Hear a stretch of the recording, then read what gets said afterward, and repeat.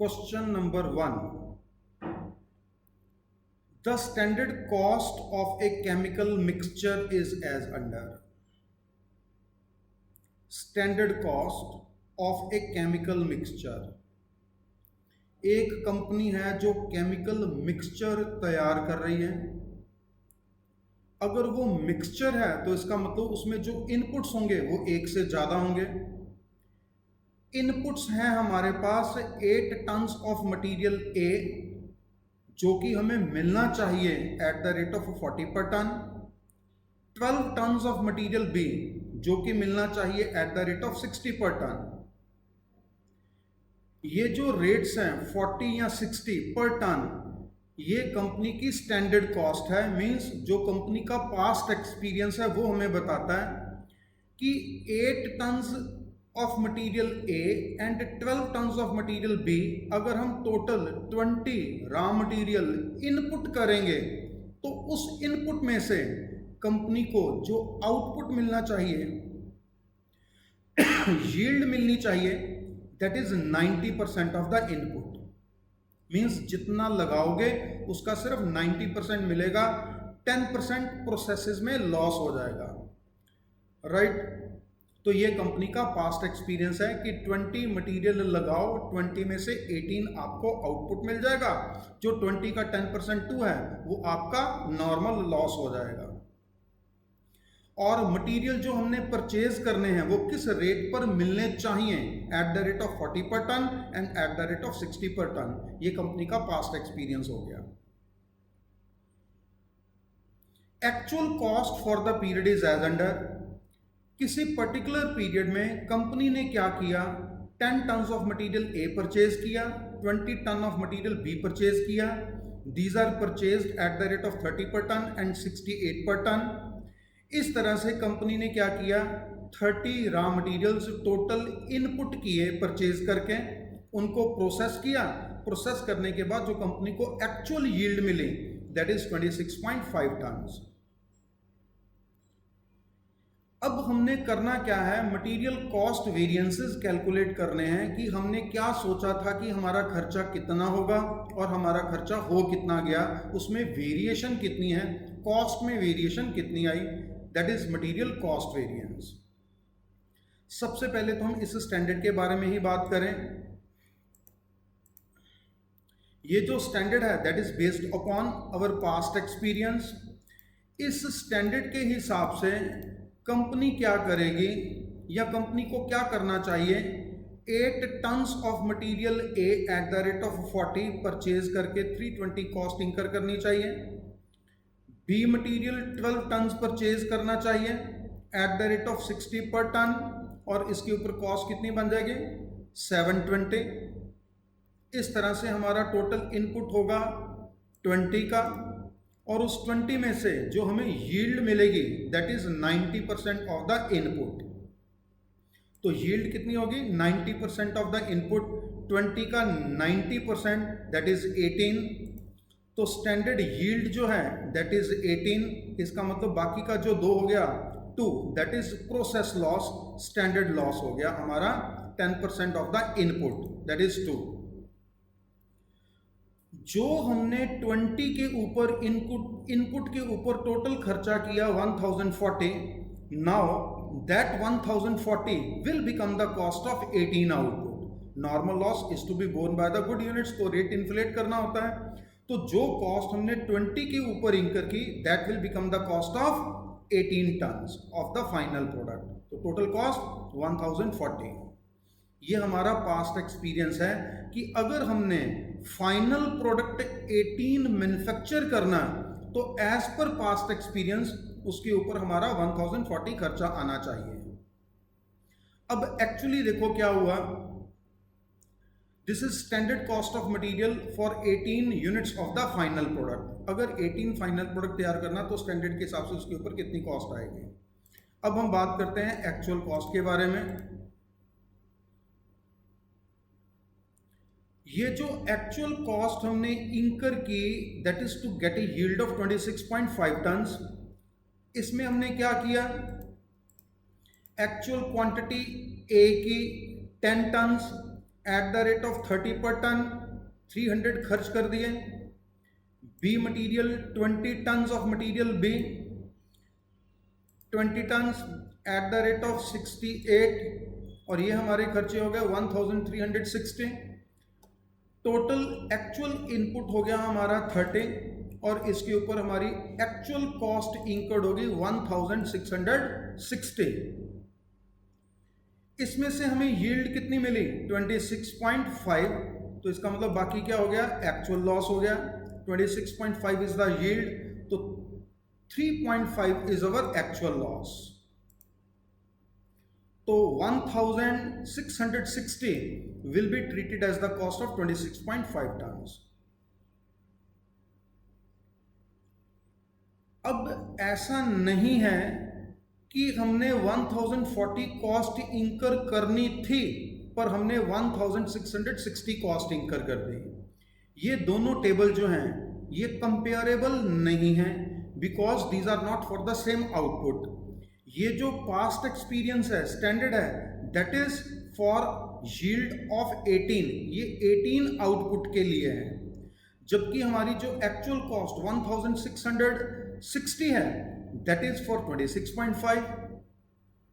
हमें सबसे पहले क्या करना पड़ेगा, ये देखना पड़ेगा कि जो हमने एक्चुअल आउटपुट मैन्युफैक्चर किया 26.5, इतना आउटपुट मैन्युफैक्चर करने के लिए इस स्टैंडर्ड के हिसाब से हमारा खर्चा कितना होना चाहिए था।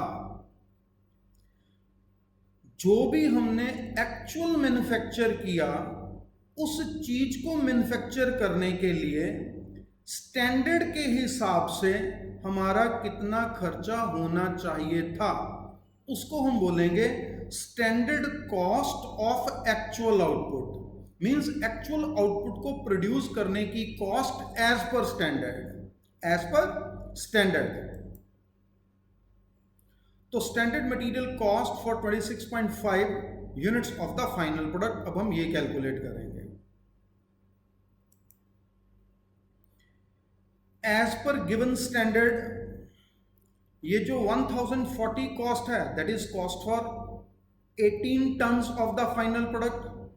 अब हम यूनिटरी मेथड लगाते हैं कि अगर 18 टन को मैन्युफैक्चर करने के लिए एज पर स्टैंडर्ड कॉस्ट 1040 होती है तो 26.5 के लिए वो कॉस्ट कितनी होनी चाहिए।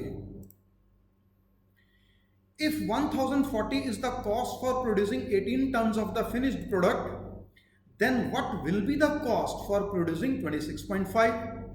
तो इसके लिए हम क्या करेंगे, 1040 को 18 से डिवाइड करेंगे, वो 1 टन की कॉस्ट आ जाएगी। 26.5 से मल्टीप्लाई करेंगे, वो 26.5 टन की कॉस्ट आ जाएगी। तो ये कॉस्ट हमारी आनी चाहिए 1531। कितने आउटपुट के लिए, 26.5 के लिए। 1531 के अगेंस्ट हमारी जो एक्चुअल कॉस्ट आ गई वो है 1660। मीन्स हमें 1660 माइनस 1531 मीन्स हमें 129 का लॉस हुआ।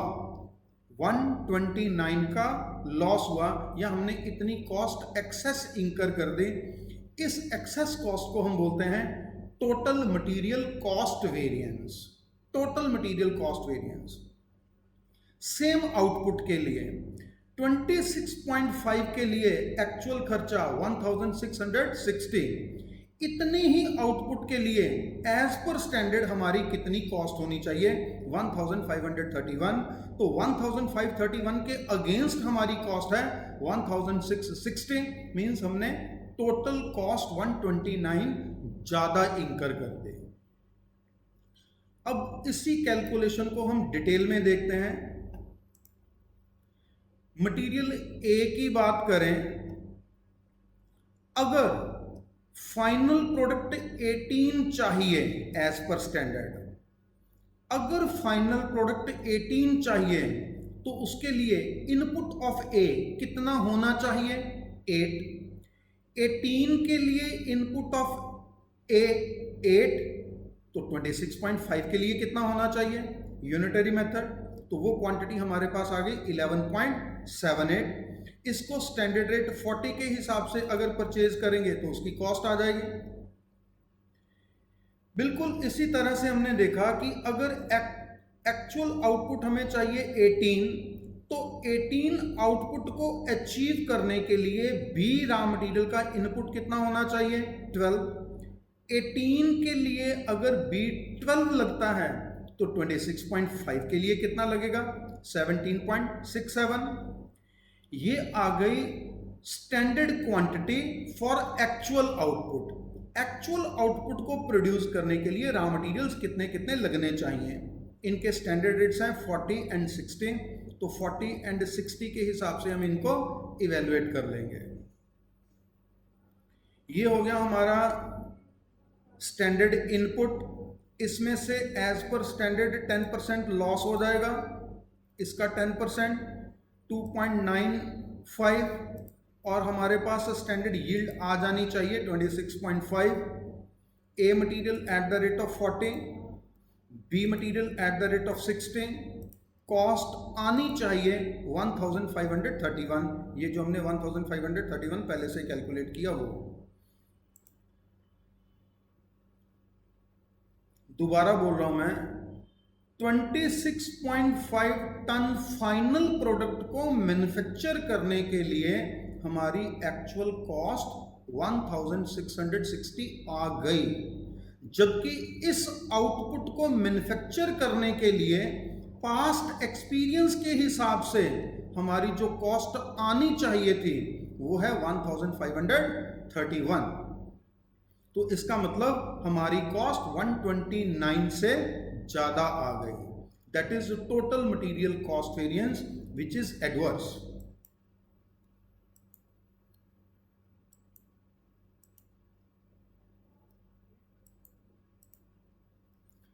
Total material cost variance that is equal to standard cost of actual output minus actual cost of actual output।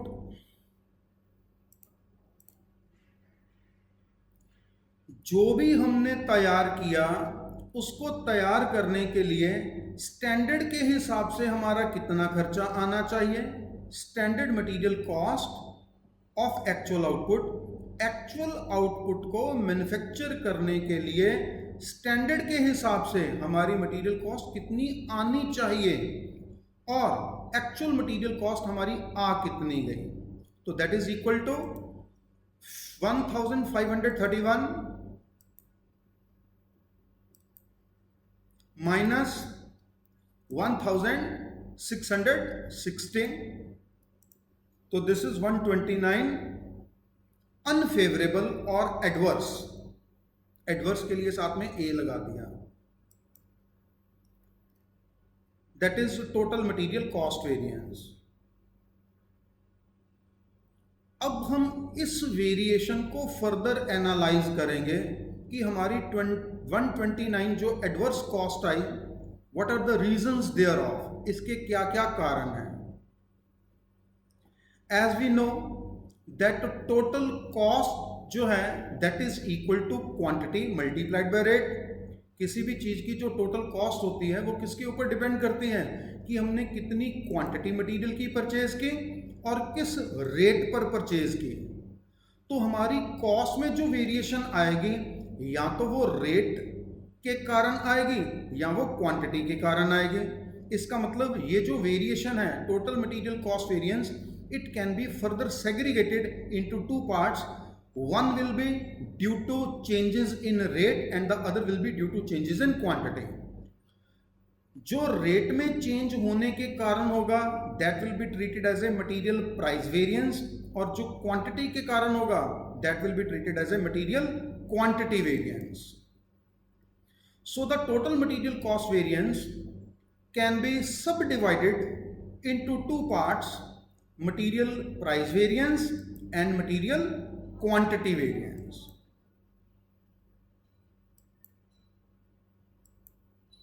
(129) adverse के two parts, one is material price variance and the other is material quantity variance.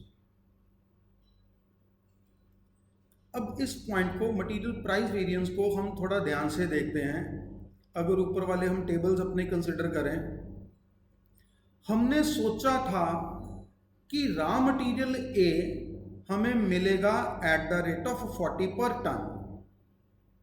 यहां से 40 per ton देख लें या यहां से 40 per ton देख लें, that is one and the same thing, क्योंकि यहां पर भी स्टैंडर्ड रेट है और यहां पर भी स्टैंडर्ड रेट है।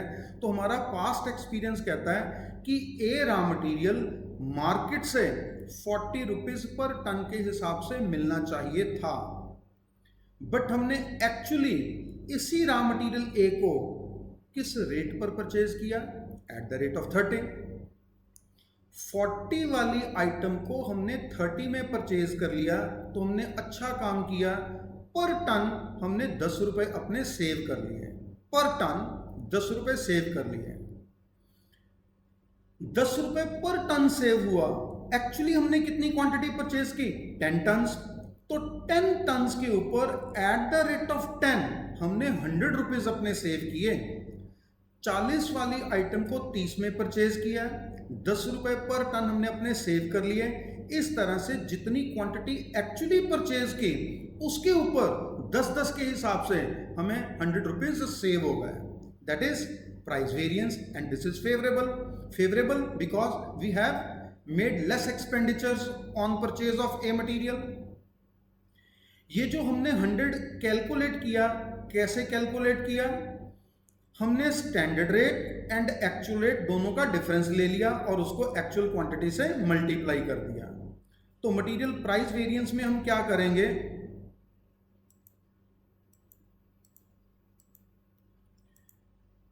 Standard rate and actual rate का डिफरेंस लेंगे, 40 एंड 30 का डिफरेंस लेंगे और इसको मल्टीप्लाई कर देंगे विद एक्चुअल क्वांटिटी,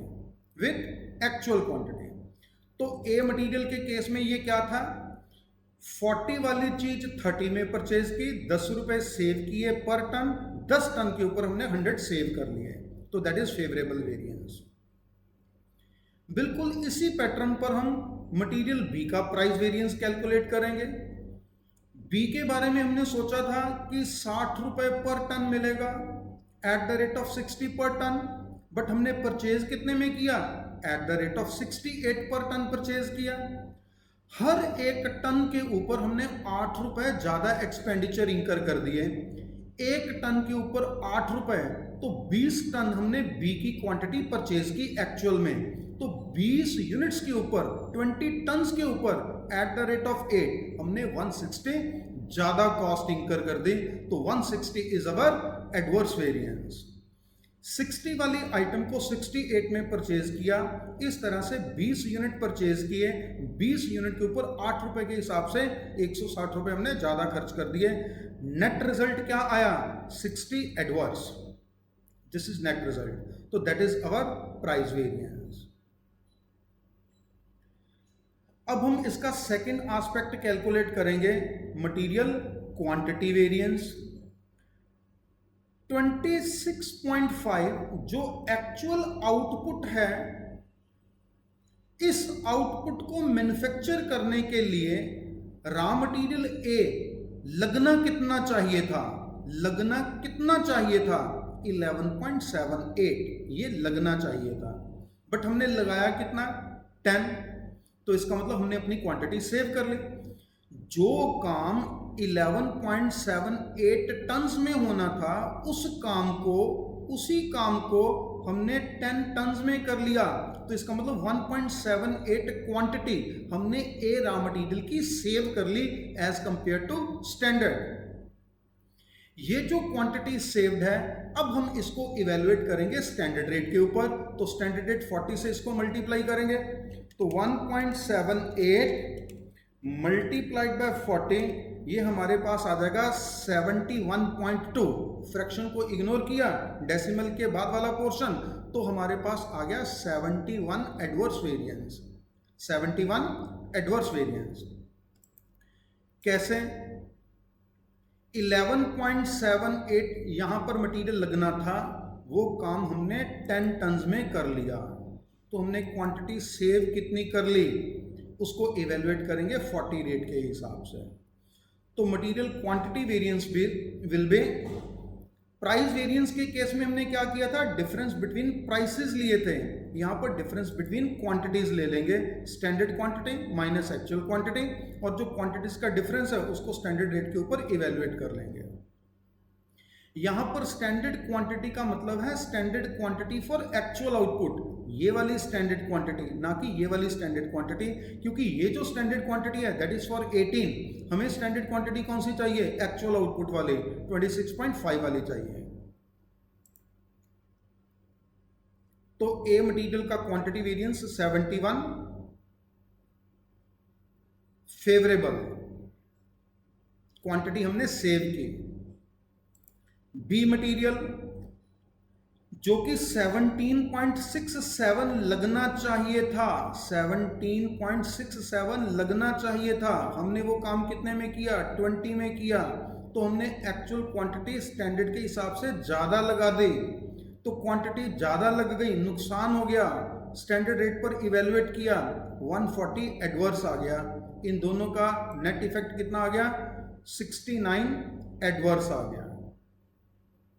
तो अभी हमने कैलकुलेट किया कि जो टोटल कॉस्ट में वेरिएंस 129 एडवर्स आया, that is due to two factors, price as well as quantity.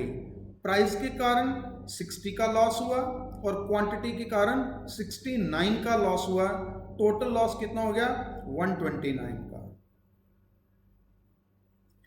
इसके बाद हम क्या करेंगे, ये जो क्वांटिटी वेरिएंस है इसको फर्दर एनालाइज करेंगे, बट इस क्वांटिटी वेरिएंस को फर्दर एनालाइज करने से पहले हम ये पॉइंट समझें कि हमने इस क्वांटिटी के डिफरेंस को स्टैंडर्ड रेट पर क्यों इवेलुएट किया, यहां पर एक्चुअल रेट क्यों नहीं लिया, why standard rate, why standard rate should be used for calculation of the quantity variance. Suppose करो कि हम घर से निकले कि हम 4 पेन परचेज करेंगे, 4 पेन्स परचेज करेंगे, और एक पेन कितने का होगा, 10 रुपए का।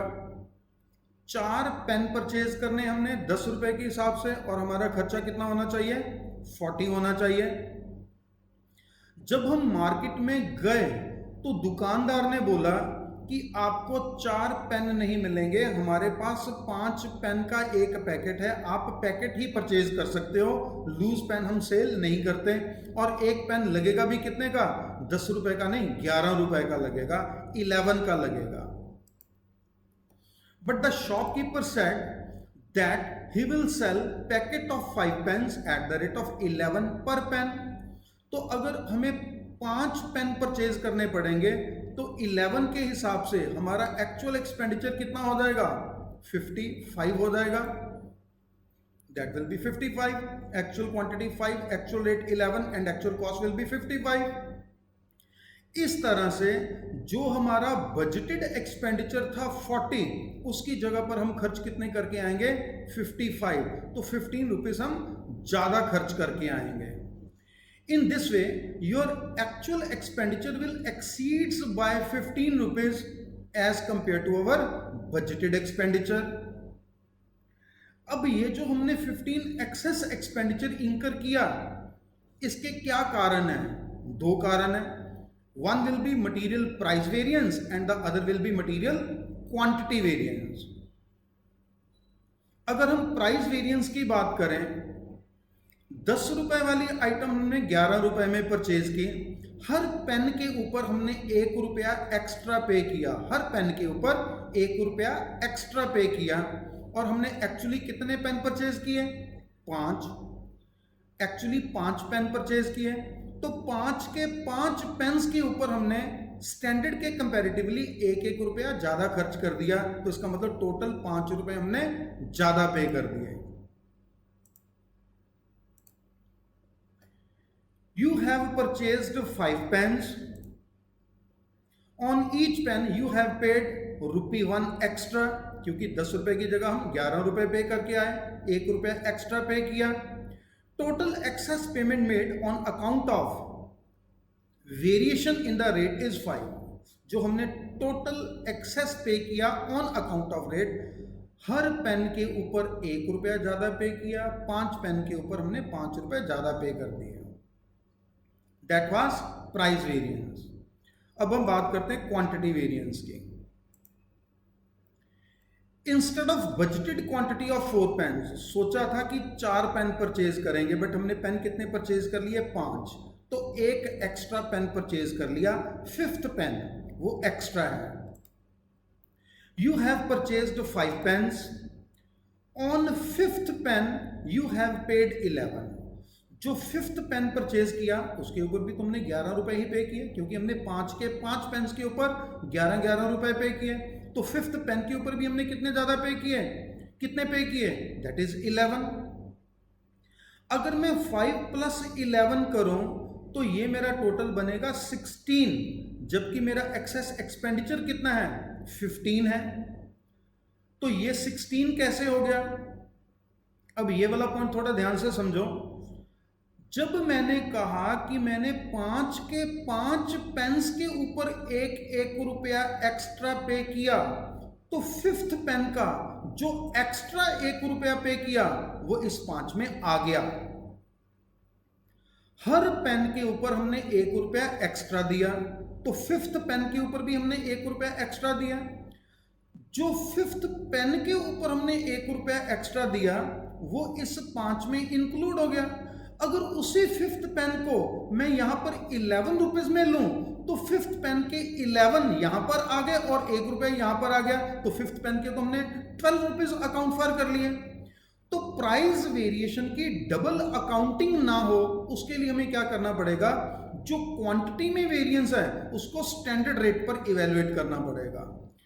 अगर मेरी क्वांटिटी 1 यूनिट ज्यादा है एज कंपेयर टू स्टैंडर्ड, 4 की जगह अगर हमने 5 पेन परचेज किए, जो 5th pen 1 extra pen purchase किया उसको मैं क्या करूंगा? 11 की जगह स्टैंडर्ड रेट 10 पर इवेलुएट करूंगा। तो इसका मतलब 10 रुपए यहां पर 5th पेन का क्वांटिटी वेरिएंस आएगा। तो 10 और 5 ये कितना हो जाएगा? 15 हो जाएगा।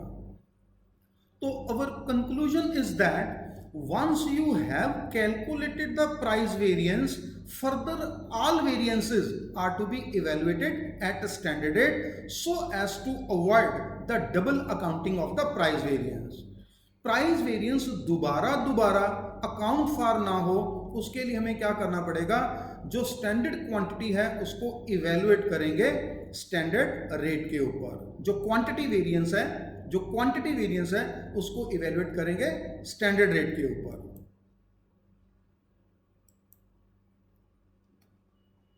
तो यहां पर हमने क्या किया? जो क्वांटिटीज में डिफरेंस है उसको इवेलुएट किया एट स्टैंडर्ड रेट। तो स्टैंडर्ड रेट 40 एंड 60, ना कि 30 एंड 68। अभी तक हमने 3 वेरिएंसेस कैलकुलेट किए। Total material cost variance 129 adverse था, जिसके 2 कारण हैं, price variance 60 adverse and quantity variance 69 adverse.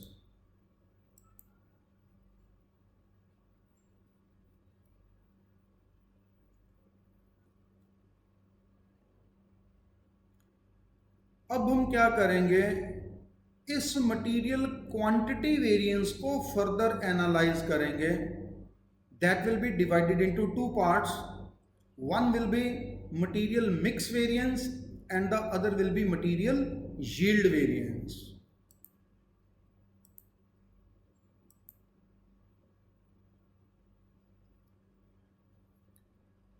Mix variance को हम समझते हैं कि कैसे कैलकुलेट करना है।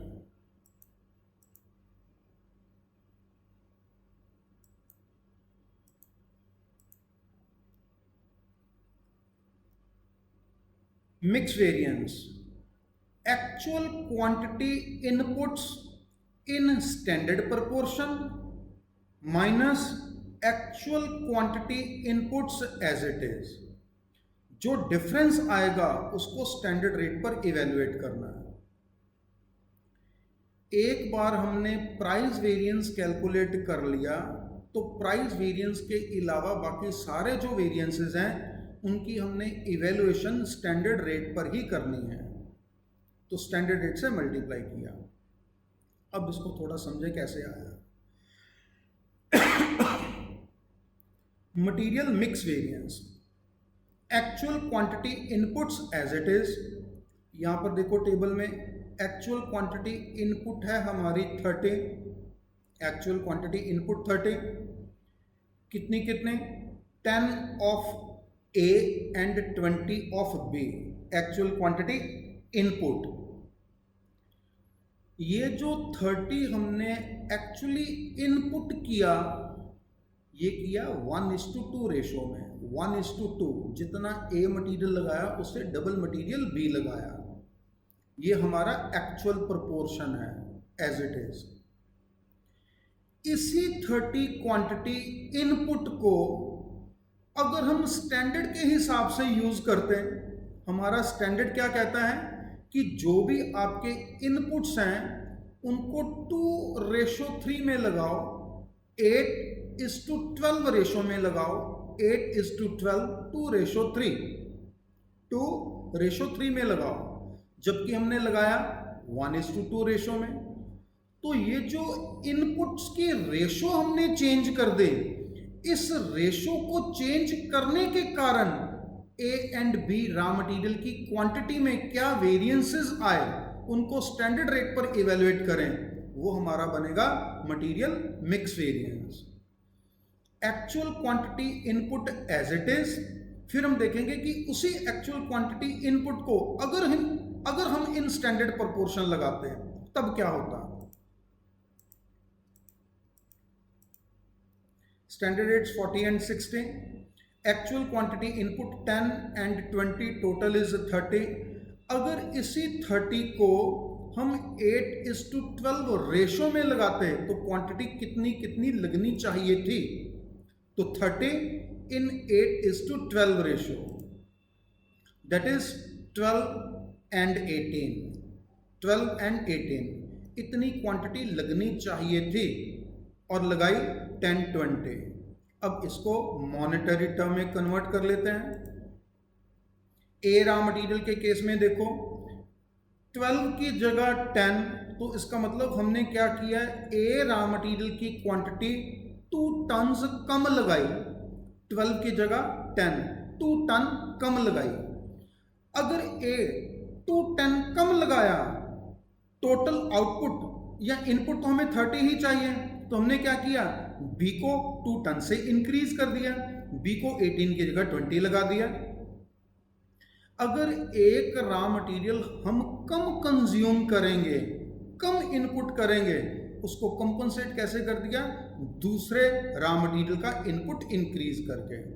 सिंपली हमने किया क्या, actual quantity input as it is और वही actual quantity input in standard proportion लगा दी। तो ए रॉ मटेरियल के ऊपर 2 टन के ऊपर 40 के हिसाब से 80 हमने सेव कर लिए, दैट इज फेवरेबल।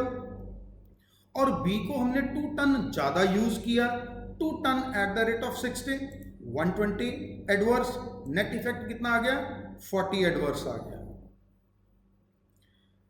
तो ये जो हमारा टोटल क्वांटिटी वेरिएंस है 69 एडवर्स, उसमें से 40 जो है वो on account of change in input ratio है, क्योंकि हमने इनपुट की रेशो चेंज कर दी, उसके कारण कितना डिफरेंस आया, 40 एडवर्स।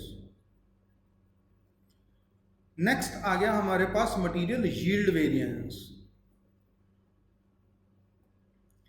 जितना हम एक्चुअल इनपुट लगाएं, जितना भी हम एक्चुअल इनपुट लगाएं, क्योंकि जो यील्ड है वो इनपुट में से आती है, लगाया कितना और मिला कितना, तो यील्ड जो है वो किसके ऊपर डिपेंड करती है, इनपुट के ऊपर। अगर हम 30 इनपुट लगाते हैं तो स्टैंडर्ड के हिसाब से जितना भी इनपुट लगाया जाए उसमें से 10% लॉस हो जाएगा, जितना भी इनपुट लगाया जाए उसमें से 10% लॉस हो जाएगा, जितना भी इनपुट लगाया जाए उसमें 10% लॉस हो जाएगा। तो अगर हम 30 इनपुट लगाएंगे तो उसमें लॉस कितना होना चाहिए, 3 का, 3 टन्स। एज पर स्टैंडर्ड जो भी हम इनपुट लगाते हैं उसके ऊपर लॉस होना चाहिए 10%, मीन्स 30 के ऊपर 3 टन का लॉस होना चाहिए। बट हमें एक्चुअली लॉस कितना हो गया, 3.5 टन्स का लॉस हो गया, तो इसका मतलब 0.5 टन्स का लॉस हमें ज्यादा हो गया, राइट। इस 0.5 टन के लॉस को स्टैंडर्ड रेट पर इवेलुएट कर लें, वो हमारा यील्ड वेरिएंस बन जाएगा। अब बात आती है कि 0.5 टन को हमने स्टैंडर्ड रेट पर इवेलुएट करना है, वो स्टैंडर्ड रेट कौन सा होगा, 40 होगा कि 60 होगा? ना वो 40 होगा ना वो 60 होगा, क्योंकि 40 रेट रॉ मटेरियल ए का है, 60 रेट रॉ मटेरियल बी का है। और ये जो 0.5 टन है, ना तो ये रॉ मटेरियल ए है और ना ही ये रॉ मटेरियल बी है, ये क्या है, फाइनल प्रोडक्ट, ये है फाइनल प्रोडक्ट। और ये जो रेट्स हैं ये किसके हैं, रॉ मटेरियल के रेट हैं। तो इसका मतलब इसको इवेलुएट करने के लिए फाइनल प्रोडक्ट का स्टैंडर्ड रेट लगाना पड़ेगा। फाइनल प्रोडक्ट का स्टैंडर्ड रेट क्या आया, 1040 is the cost for manufacturing 18। तो 1040 को 18 से डिवाइड करेंगे तो वो हमारे पास standard rate of the final product आएगा। या 1531 जो स्टैंडर्ड के हिसाब से टोटल कॉस्ट आनी चाहिए 26.5 टन्स की, 1531 को 26.5 से डिवाइड करें तब हमारे पास standard rate of final product आएगा। तो उस स्टैंडर्ड रेट से हमने 0.5 को मल्टीप्लाई करना है, वो हमारा बनेगा मटेरियल यील्ड वेरिएंस।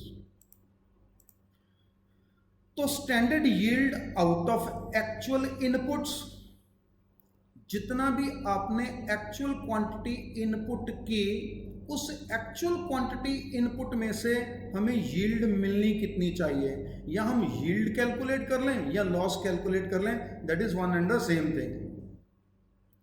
तो एक्चुअल क्वांटिटी इनपुट में से हमें यील्ड मिलनी चाहिए 90%, तो 30 में से हमें यील्ड मिलनी चाहिए 27, बट यील्ड मिली कितनी, 26.5, तो यील्ड हमें 0.5 कम मिले, राइट। वो 0.5 यील्ड हमें कम क्यों मिले, क्योंकि हमारा लॉस 3 टन की जगह 3.5 हो गया। और इसको इवेलुएट करेंगे standard rate of the final product. 90% of the 30 27 मिलनी चाहिए, 30 में से 90% 27 यील्ड मिलनी चाहिए। 30 में से यील्ड मिली कितनी, 26.5, तो यील्ड कितनी कम मिली, 0.5 यील्ड कम मिली। कारण क्योंकि हमारा जो लॉस है वो 0.5 ज्यादा हो गया, 3 की जगह 3.5 हो गया। अब इसको इवेल्युएट करेंगे standard rate of the final product. 1040 is the cost of 18,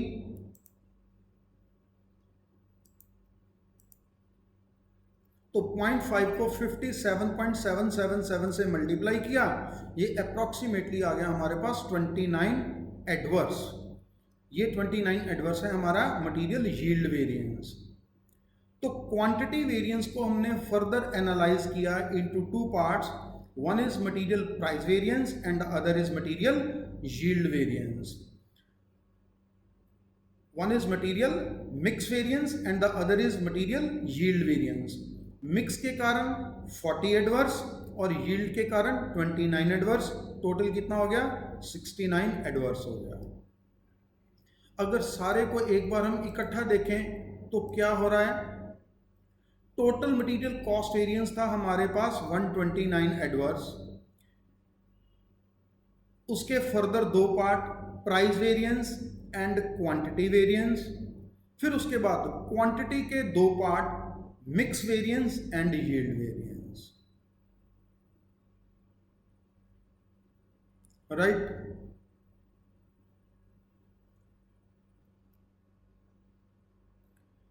अब हम देखेंगे कि इन वेरिएंसेस को कैलकुलेट करने का हमें बेनिफिट क्या हुआ।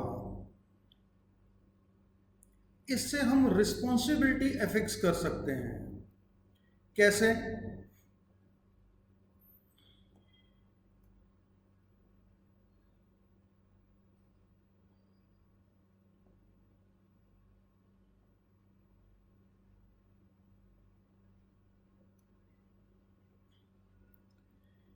देखिए,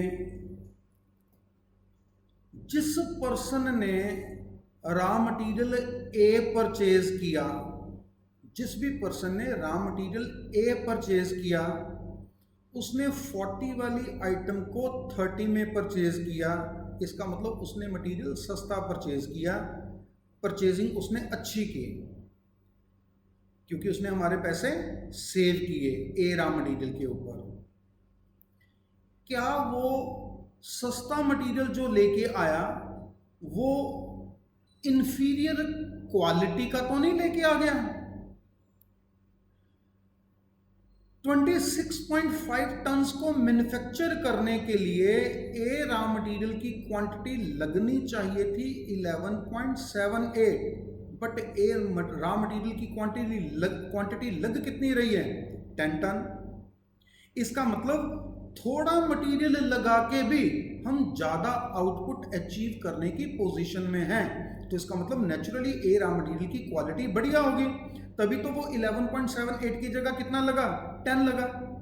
तो इसका मतलब ए रॉ मटेरियल को परचेज करने वाला पर्सन एफिशिएंटली काम कर रहा है।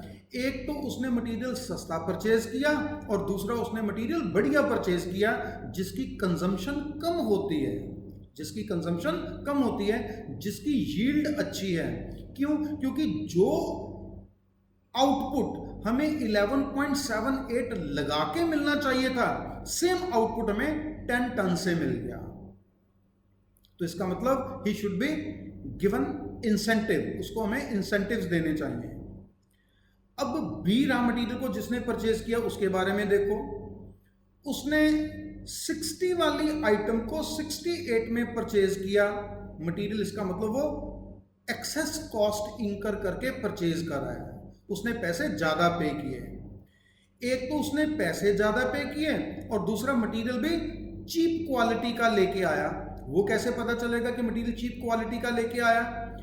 जिस आउटपुट को मैन्युफैक्चर करने के लिए बी रॉ मटेरियल 17.67 लगना चाहिए था, वो कितना लग रहा है? 20 लग रहा है। तो इसका मतलब बी रॉ मटेरियल की क्वांटिटी हमें ज़्यादा लगानी पड़ रही है सेम यील्ड को अचीव करने के लिए। इसका मतलब बी रॉ मटेरियल में वेस्टेज ज़्यादा हो रही है, तभी तो रॉ मटेरियल ज़्यादा लग रहा है। तो इसका मतलब बी को परचेज करने वाला पर्सन एफिशिएंटली काम नहीं कर रहा, उसने एक तो मटेरियल ज़्यादा रेट पर परचेज किया और मटेरियल भी घटिया क्वालिटी का, इंफीरियर क्वालिटी का परचेज किया। तो इसका मतलब मेनली यहाँ पर जो रिस्पॉन्सिबिलिटी निकलती है वो किसकी निकलती है? The person who has purchase raw material B. अगर उसको कंट्रोल कर लिया जाए तो हम क्या कर सकते हैं? अपनी टोटल कॉस्ट को मिनिमाइज करने की पोजीशन में होंगे, राइट?